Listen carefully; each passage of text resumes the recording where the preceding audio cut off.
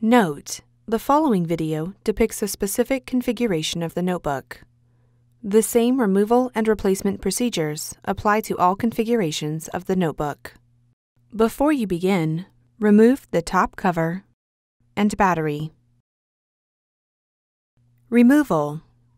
Remove the 3mm P1 Phillips head screw that secures the solid-state drive to the base enclosure.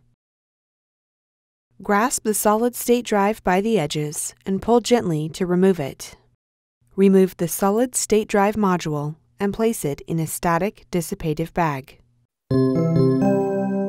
Replacement. Grasp the solid-state drive by the edges and remove it from the static dissipative bag. Align the notch in the solid-state drive with the key in the solid-state drive slot on the system board. Gently insert the solid-state drive into its slot on the system board. Replace the 3mm P1 Phillips head screw that secures the solid-state drive to the base enclosure.